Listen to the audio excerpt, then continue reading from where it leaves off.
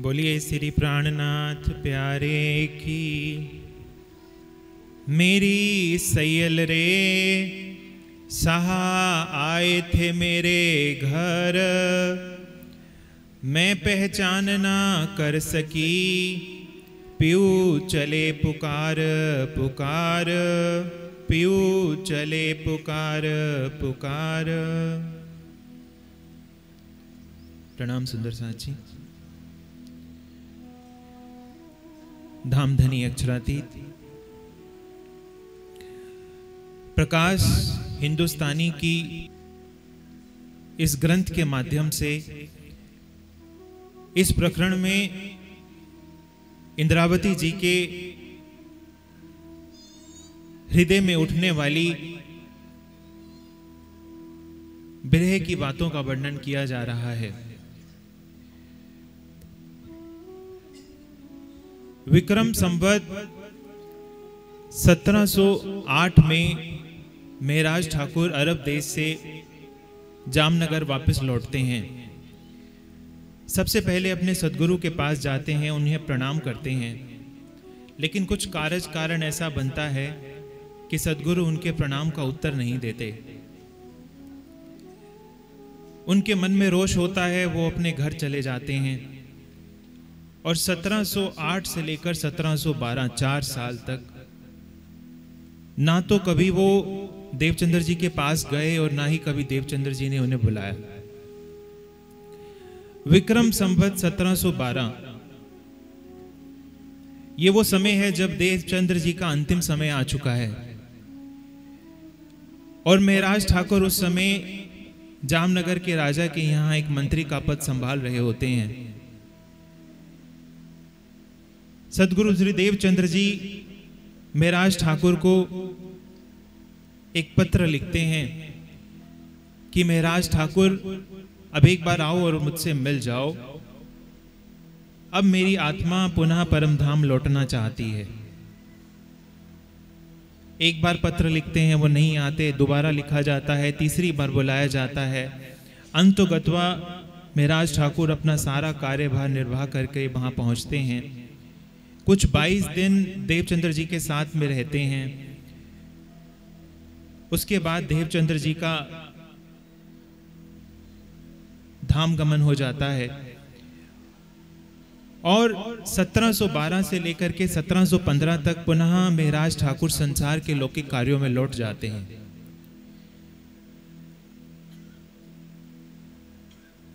बिहारी जी किसी प्रकार से ऐसा षड्यंत्र रचते हैं कि राजा के यहाँ चुगली करा दी जाती है। मेहराज ठाकुर को दोषी करार सिद्ध कर दिया जाता है और उनको नजरबंद कर दिया जाता है। हफ्से की प्रबोधपुरी में मेहराज ठाकुर की आत्मा अपने प्रीतम के लिए तड़पती है और विरह की उन गहनतम अवस्थाओं में उनको प्रियतम पर ब्रह्म का साक्षात्कार होता है, युगल स्वरूप का दीदार होता है। संपूर्ण परम धाम का ज्ञान उनके हृदय में प्रवाहित होने लगता है। उन्हें सारे भेद स्पष्ट हो जाते हैं और अब उन्हें पता चलता है कि जिस देवचंद्र जी को मैं एक सदगुरु मान करके सम्मान देता रहा, जिन देवचंद्र जी को मैं आदर देता रहा, उनसे मांग करता रहा कि मुझे परम धाम दिखा दीजिए, मुझे अक्षरातीत का साक्षात करा दीजिए, उन वो अक्षरातीत स्वयं देवचंद्र जी के हृदय में ही विराजमान थे। यानी जिस पर ब्रह्म की मांग मैं कर रहा था वो मेरे सामने था, लेकिन मैं उसकी समय रहते पहचान नहीं कर पाया। और विपदा और इस चीज का बहुत गहरा दुख है कि 4 साल तो ऐसे बीते जब मैं एक बार भी उनके पास नहीं गया। उनके हृदय में बड़ी तड़प उठती है और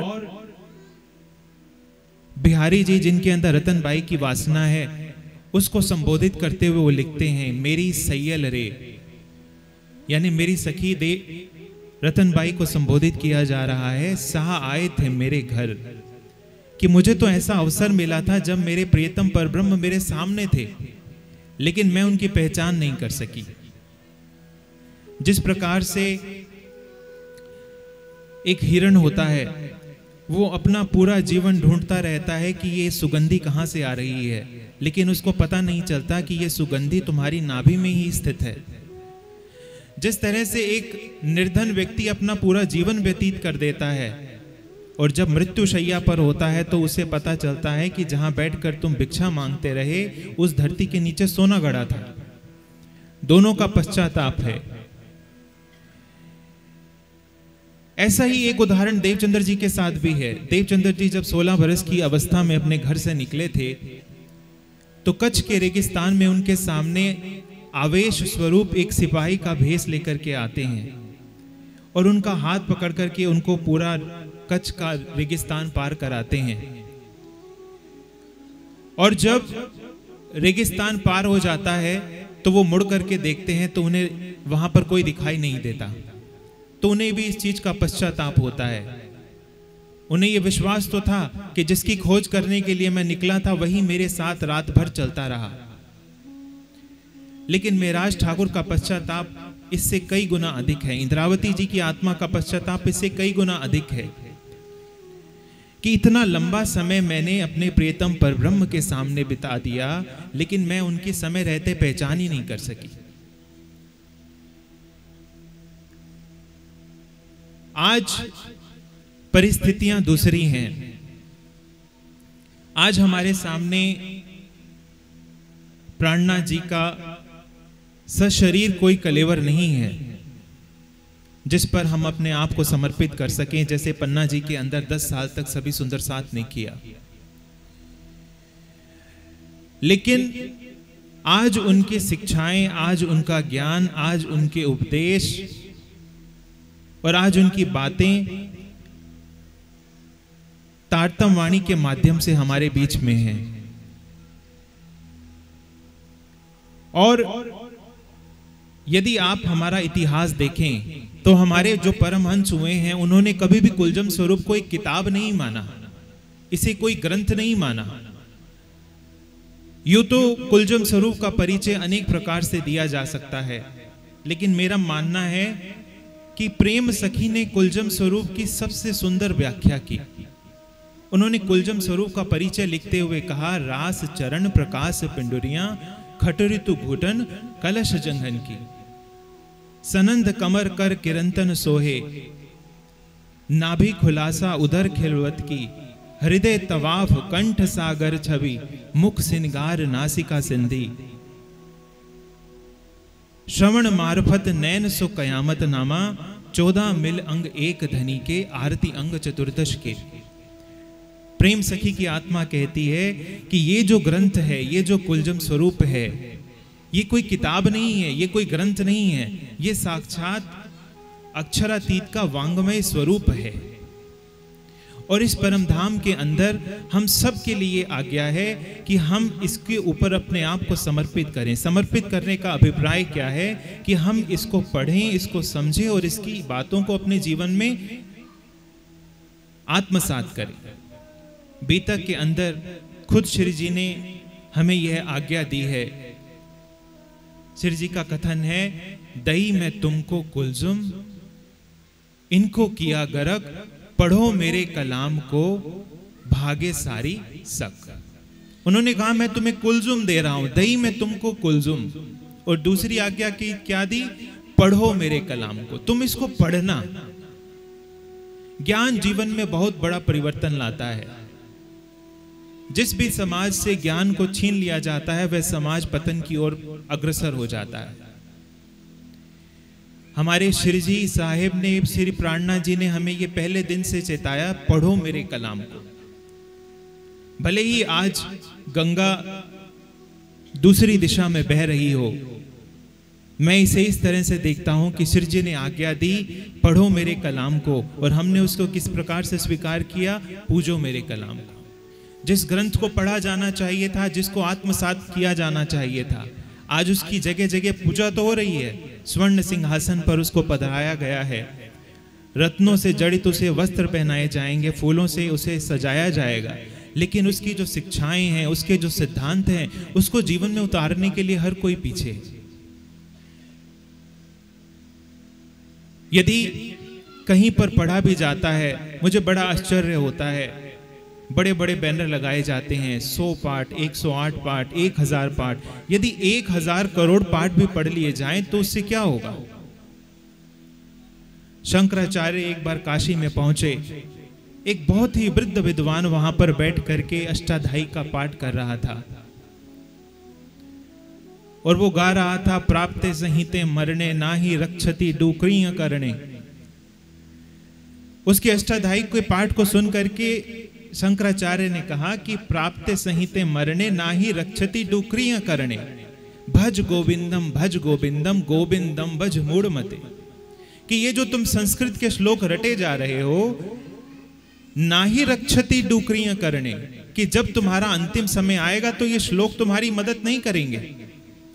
भज गोविंदम, तुम गोविंद को भजो। गोविंद को भजने का अभिप्राय क्या है कि तुम अपने हृदय को निर्मल करो और उस निर्मल हृदय से उस परमात्मा का आह्वान करो, जिसे वेद की भाषा में कहा कि अग्नि या आहि वीतिये, कि हे परब्रह्म आप मेरे हृदय मंदिर में आकर के विराजमान हो जाइए।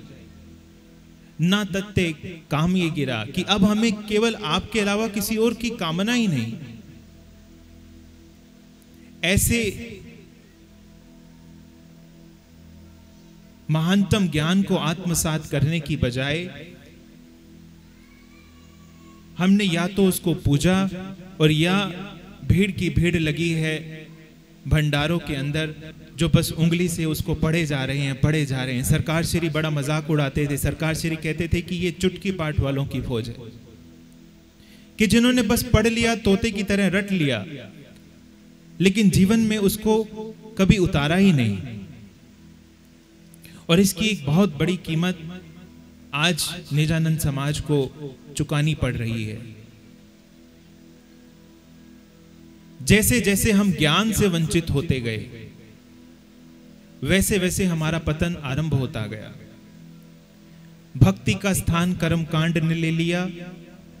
ज्ञान की जगह अनेक प्रकार के आडंबर और अनेक तरह के अंधविश्वास हमारे संप्रदाय में आज अपना घर बना चुके हैं। और आज स्थिति यह है कि ज्ञान और वैराग्य की इन बातों का कोई भी खरीदार नहीं है।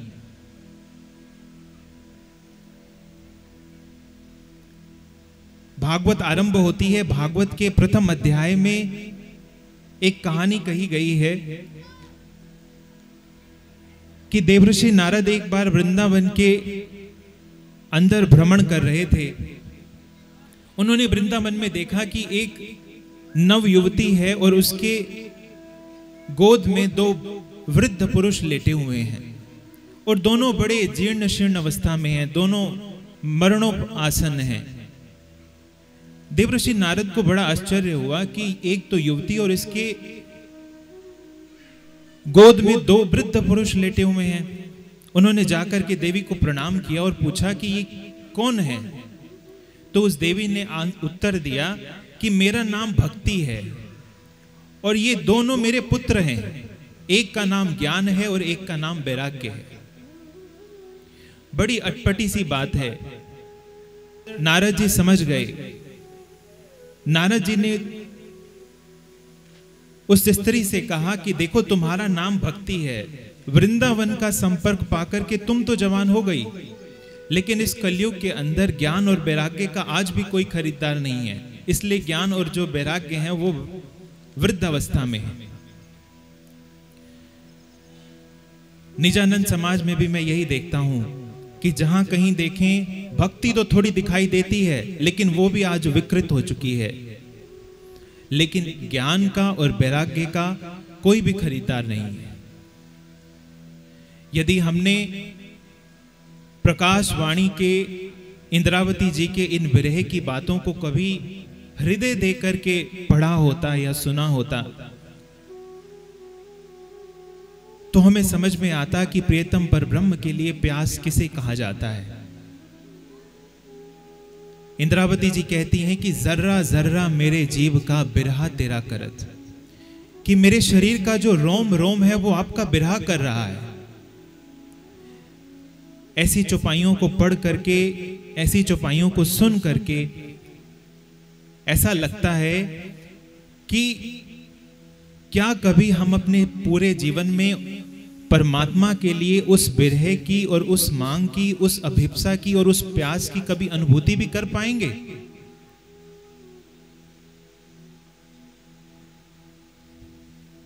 जर्रा जर्रा मेरे जीव का बिरहा तेरा करत, चरण ल्यो इंद्रावती पहले जगाए के इत। यदि हमने खटरुती की वाणी को पढ़ा होता, यदि हमने खटरुती की वाणी को आत्मसात किया होता, तो हमें यह भान होता कि परमात्मा को पाने की चाहना क्या होती है। हम प्रतिदिन निजानंद संप्रदाय में तारतम की 6 चौपाइयों का पाठ करते हैं। दूसरी चौपाई में आता है, अंग उत्कंठा उपजही मोह करना ए बिलास, कि मेरे हृदय में अब उत्कंठा उत्पन्न हो रही है। क्या आप जानते हैं उत्कंठा किसे कहते हैं? एक बार नागार्जुन के पास कोई व्यक्ति आया, उसने नागार्जुन से पूछा कि परमात्मा को कैसे पाया जाए, क्या रास्ता है। नागार्जुन बहुत बड़े दार्शनिक थे, वो ज्यादा बोलते नहीं थे, वो अपने कृत्यों से समझाते थे। नागार्जुन ने कहा, तू रास्ता पूछता है, मैं तुझे अभी बताए देता हूं, अभी मेरे साथ सामने वाली नदी में चलो। वो व्यक्ति नागार्जुन के साथ जाता है। जैसे ही नागार्जुन उसको लेकर के नदी में पहुंचते हैं, नागार्जुन उनके सिर को पकड़ते हैं और उसको पानी में डुबो देते हैं। थोड़ी देर के बाद वो व्यक्ति झटपटाता है, बाहर निकलने का प्रयास करता है, लेकिन नागार्जुन उसको बाहर नहीं निकलने देते। जब नागार्जुन को ऐसा महसूस होता है कि यदि इसको अब थोड़ी देर और इस जल में रखा गया तो इसके प्राण निकल जाएंगे, उस समय नागार्जुन उसको बाहर निकालते हैं। व्यक्ति बहुत क्रोधित था कि ये कैसा सिखापन है, ये आप मुझे क्या बताने की चेष्टा कर रहे थे। नागार्जुन ने कहा कि मैं तुम्हें तुम्हारा उत्तर दे रहा था, तुमने मुझसे पूछा था कि उसको पाने का मार्ग क्या है, उसको पाने का रास्ता क्या है, तो मैंने तुम्हें समझाया कि जिस समय तुम पानी में डूबे थे और मैं तुम्हें ऊपर से दबा रहा था, तुम्हारे अंदर जितनी अपने आप को बचाने की चेष्टा थी, तुम्हारे शरीर का रोम रोम ये मांग कर रहा था कि मैं किस तरह से बचूं, जिस तरह से तुम इस जल से बाहर निकलना चाहते थे, अगर वही चेष्टा, अगर तुम्हारे प्राणों में वही कंपन और वही अभिप्सा जब तुम्हारे अंदर परमात्मा के लिए पैदा हो जाएगी, तो उस दिन परमात्मा भी तुम्हें तत्क्षण प्राप्त हो जाएगा। लेकिन कहना बहुत आसान है, अंग उत्कंठा उपजही मोह करना है बिलास। लेकिन आप आज जाकर के विचार कीजिए कि 10 साल, 20 साल, 40 साल से हम इसका पाठ कर रहे हैं, क्या कभी वाकई में ये उत्कंठा पैदा हुई है? आपको लगेगा कि ये उत्कंठा तो कभी पैदा ही नहीं हुई। यदि हमने तारतम्य ज्ञान की चौपाइयों को पढ़ा होता, इन्हें समझा होता और हमें ये समझ में आया होता कि संसार में क्या त्याज्य है, क्या मांगने योग्य है, तो आज हमारी परिस्थितियां बिल्कुल बदली होती। बीतक का एक उदाहरण है। श्री जी जब सूरत से निकलते हैं पन्ना की ओर, गांव गांव गली गली वो ठहरते हैं, वहां पर लोगों को ब्रह्मवाणी का रस आस्वादन कराते हैं। एक स्थान पर वो ठहरते हैं, वहां पर 2 सुंदर साथ हैं, एक का नाम है भगवान दास और एक का नाम है केशव दास।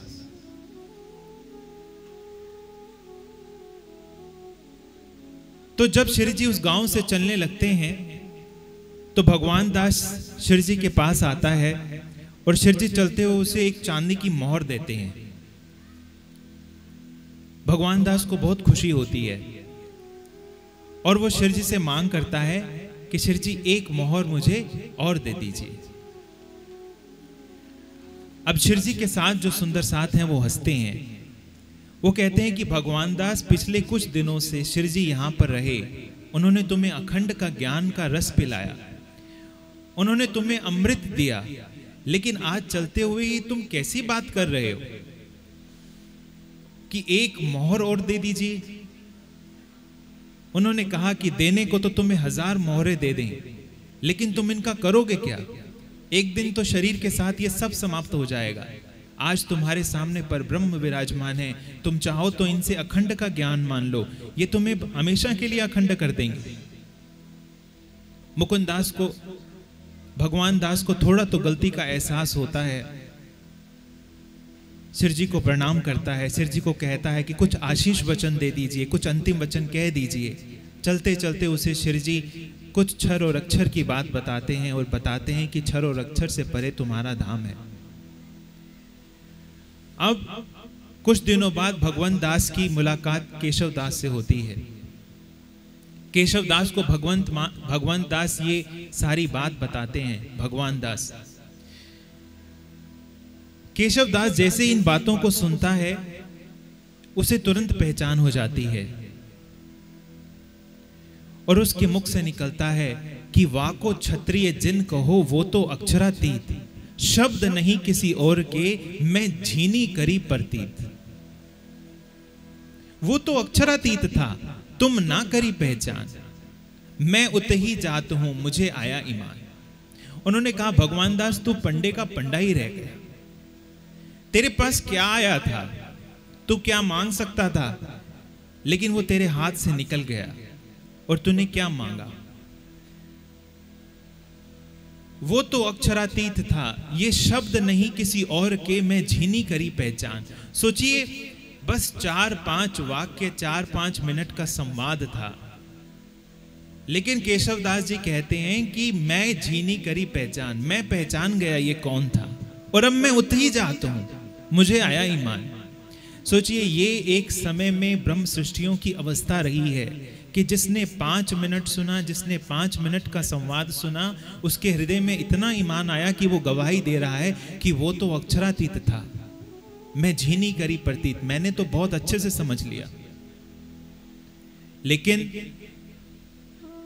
हजारों कई साल वाणी सुनने के बाद भी हमारे मन की परिस्थिति नहीं बदलती।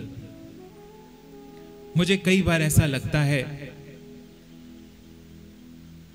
कि शिव जी के समय में एक भगवान दास था, लेकिन वर्तमान समय में हम सब भगवान दास की तरह ही हैं। हम सब भी यही कर रहे हैं कि शिव जी 1 मोहर दे दीजिए, शिव जी 2 मोहर दे दीजिए। कोई है जो केशव दास की तरह सोचता है, समझता है और उसका हृदय गवाही देता है कि शब्द नहीं किसी और के मैं झीनी करी प्रतीत, कि इन शब्दों को पढ़ करके, इस ज्ञान को समझ के हृदय ये गवाही देता है कि निश्चित तौर पर ये वाणी ब्रह्म वाणी है। ये एक अलौकिक बात बता रही है। ये जिस प्रेम, अनन्य प्रेम लक्षणा भक्ति का मार्ग बता रही है, निश्चित तौर पर मुझे उसे स्वीकार करना है और अपने अखंड आनंद को प्राप्त करना है।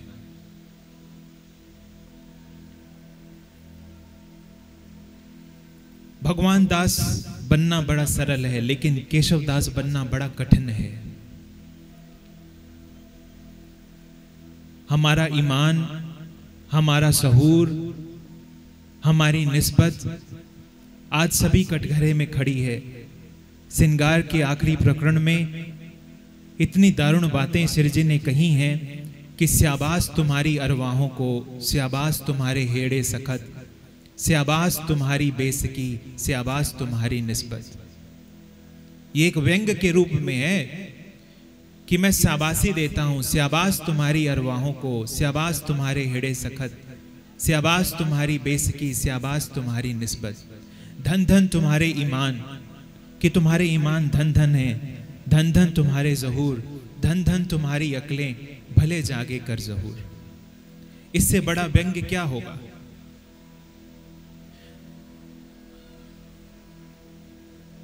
तो जिस तरह से आज इस प्रकरण में इंद्रावती जी का बिरह मैं आपको बता रहा हूं। मेरी सैयल रेस शाह आए थे मेरे घर, मैं पहचान न कर सकी, प्यू चले पुकार पुकार। एक दिन आज हम इस संसार में हैं, ये जीवन इतना लंबा प्रतीत होता है, लेकिन यकीन मानिए पलक झपकते ही एक दिन अंतिम समय आ जाएगा। आज आप शेत सैया पर सोए हैं, एक दिन वो शेत सैया मृत्यु सैया में बदल जाएगी। मृत्यु के उन आखिरी क्षणों में प्रत्येक व्यक्ति को पश्चाताप होता है। पश्चाताप क्या है कि जीवन को और बेहतर तरीके से जिया जा सकता था। तो आज समय है कि हम जिस ज्ञान को सुन रहे हैं, अब इसे केवल कंठ तक ना रखा जाए, इसे केवल श्रवण तक ना रखा जाए, इसे अपने हृदय में धारण किया जाए और इसे अपने जीवन में आत्मसात करके इस मार्ग पर चल करके उस आनंद के स्रोत की तरफ कदम बढ़ाए जाएं। नहीं तो एक दिन इस संसार से जाते हुए हमें भी यही पश्चाताप होगा कि मेरे पास अक्षरातीत धामधनी का वांगमय स्वरूप आया था, लेकिन मैंने उसकी पहचान नहीं की। इन प्रकरणों में, इन किरंतन की वाणी में, सागर और श्रृंगार के ग्रंथों में मेरे प्रियतम ने मुझे 1000 बार जगाया, 1000 बार चेताया, लेकिन मैं इस मौके को चूक गई। तो मैं अंतिम में बस इतना ही कहना चाहूंगा कि ये जितने भी कार्यक्रम हैं, ये जितने भी प्रयोजन हैं, ये केवल तभी सफल होंगे जब समाज का प्रत्येक व्यक्ति, प्रत्येक सुंदर साथ यह प्रण ले कि ज्ञान की एक छोटी से छोटी बात को प्रतिदिन हम अपने जीवन में उतारें। ये ज्ञान हमारे कंठ की शोभा ना बने, ये ज्ञान हमारे हृदय में उतरे। जिन बातों को हम अपने मुख से सरलता से कह रहे हैं, हम उनका मर्म समझें। जिस दिन हम उन चीजों का मर्म समझेंगे, हमारी आधी शिकायतें उस दिन अपने आप अलविदा हो जाएंगी। कई सरल साधारण सी बातें हैं। जैसे एक छोटा सा और उदाहरण है, मैं एक शहर में जाता था, वहां पर चर्चा होती थी। वहां पर एक माता जी थी, मैं जब भी जाता वो किरंतन गाया करती थी, जानो तो राजी रखो, जानो तो दलगीर, या पाक करो हादी पना, या बैठाओ माए तकसीर। बहुत मीठा गाती थी। मैं जब भी जाता हमेशा वो गाती। लेकिन जिस समय कोविड की बीमारी फैली थी, उस समय उनके पुत्र को भी कोविड हो गया और दुर्भाग्य से उनका पुत्र इस संसार से चला गया। रोते हुए उन्होंने मुझे फोन किया और वो मुझसे कह रही थी कि मैंने जीवन भर अक्षरातीत की आराधना की, लेकिन मेरे ऊपर इतना बड़ा संकट, अब तो मैं अक्षरातीत को मानती ही नहीं। कितना बड़ा प्रश्न था कि कुछ साल पहले आप खुद गाया करते थे कि जानो तो राजी रखो, जानो तो दलगीर, या पाक करो हादी पना, या बिठाओ माहे तकसीर, कि आप चाहे तो हमें खुश रखो, चाहे तो आप हमें दुख रखो। हमने तो बस ये निर्धारित कर लिया है कि आप हमारे हैं और हम आपको नहीं छोड़ सकते। लेकिन जब जब हम पर विपदा आती है, जब जब हम पर कोई संकट आता है, तो हमारा सारा प्रेम, हमारी सारी धारणाएं, हमारी सारी ऊंची ऊंची मार्फत की बातें एक तरह से कांच के टुकड़े की तरह टुकड़ों में बिखर जाती हैं। और उसका कारण क्या है? क्योंकि ना तो हमारा ईमान परिपक्व होता है, ना ही हम अपनी निस्बत के स्वरूप की पहचान कर पाते हैं। ज्ञान है लेकिन वो कंठ तक शोभित है। इसीलिए इसका व्यंग उड़ाते हुए अक्षरातीत ने कहा, स्याबास तुम्हारी अरवाहों को, स्याबास तुम्हारे हेड़े सकत। तो यहाँ जितने भी सुंदर साथ हैं, जो यहाँ के हैं और जो गुजरात से आए हैं, आज इस मंच के माध्यम से मैं सबको यही कहना चाहूंगा कि कहनी सुननी गई रात में, अब आया रहनी का दिन।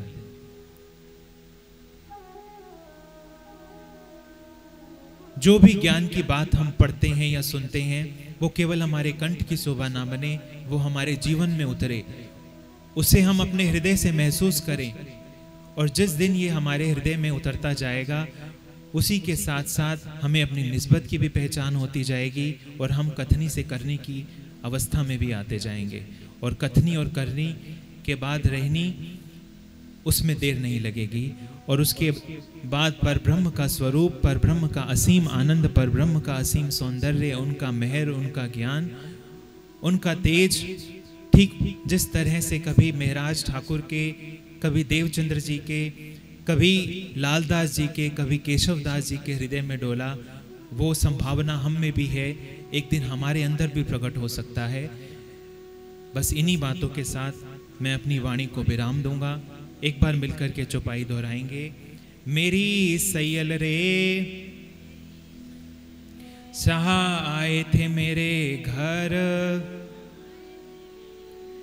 मैं पहचान ना कर सकी, पियो चले पुकार पुकार। बोलिए श्री प्राणनाथ।